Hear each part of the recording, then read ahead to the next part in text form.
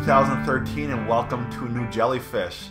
You know, it's been quite a while since I did one of these, and I'll admit I took a break, and after I took a break, then I just simply had a mind blank. Nothing came to mind, nothing really to talk about. But with the new year, I've started to think about quite a few different topics that I'm seeing as something worth talking about.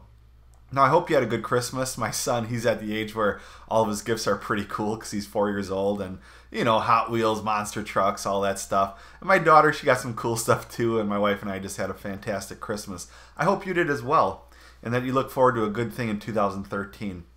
You know, there's a scripture here that I just kick around once in a while. It's found in 2 Timothy 1:7. It says, For the Spirit God gave us does not make us timid, but gives us power, love, and self-discipline. You know, one of the things that That's Not My God is all about, and what I've been about for years now, probably since 2004, probably 2003, is breaking free of bondage. The bondage of religion and legalism and institutionalism of the church, and on it goes. And you know, if you've known my story,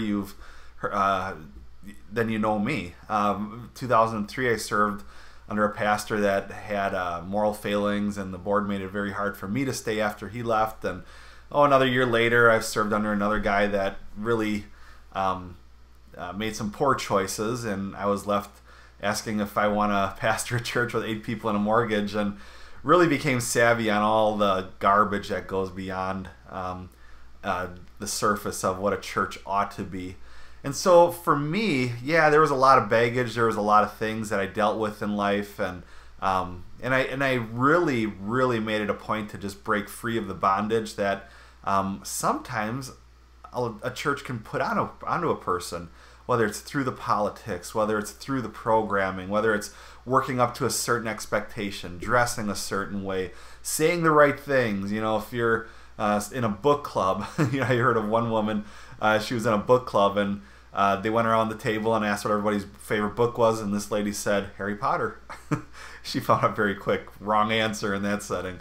But so we take this and we say, okay, I'm done with this bondage. I'm done with this in my life. And we move on. But then all we do is keep going back to this and rehashing it and living it over again. Now, in 2005, when I was recovering from the second storm in my life as a pastor, my friend up in Minocqua had us a place, and we made a rule because he was on the leadership team at that point. We just simply said, listen, when we're up here, we don't talk about church. We don't talk about what we went through. We are up here to simply relax and renew and enjoy the time that we have together with our families. It worked great. It was refreshing. And now I find myself in 2012, now 2013, saying, you know what? I think I'm done. I think I'm done talking about it. Now, obviously, there's festivals like Life Fest. There was Cornerstone. I have multiple speaking engagements that ask me to talk about these things. And I do that. I think that's a healthy thing. I think if I can take what I've learned and apply it and share it with people, I'm all about that. If someone wants me to come and speak to a small group, house group, church, music festival like last summer, then I'm all about that. But in my daily life, I'm done. You know, I can actually say that after 7 or 8 years of living it, I'm done. What can happen is this. I get this all the time. People find out inevitably that I'm an Assembly of God pastor. Now, we function our church more non-denominationally, but at the same time, people find out you're Assemblies of God, and then they want us to go non-denominational. And you know what happens? Take a look around you. Non-denominational has become a denomination. It's what you make of it. It really is. And what is it? What is that? You know.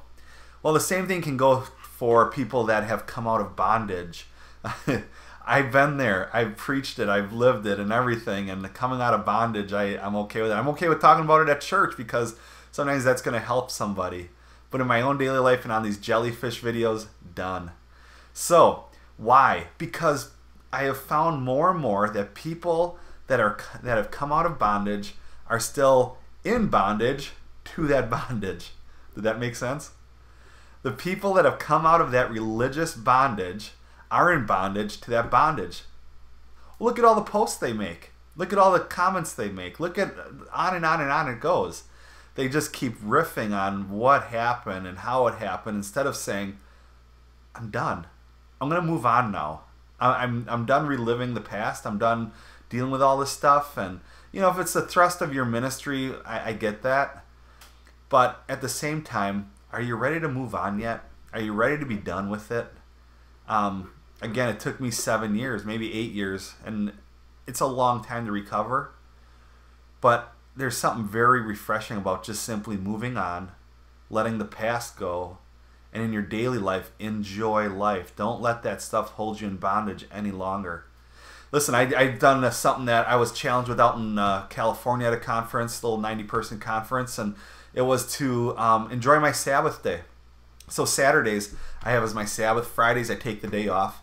I was asked the question, what are 2 days? What is 2 things a pastor doesn't get? And this was in a crowd of people that were pastors and non-pastors, and one person from the business world simply said, a 2-day weekend. And I was like, brilliant. And so that's why I take Friday and Saturdays off. And you know what else I do? I take those days off from Facebook as well. And quite honestly, it's the best thing I've ever done. Just turning my brain off, enjoying my family, not even touching my tech stuff. And it really becomes a good thing. For me, that's what I'm going to go for in 2013. Is it a resolution? No.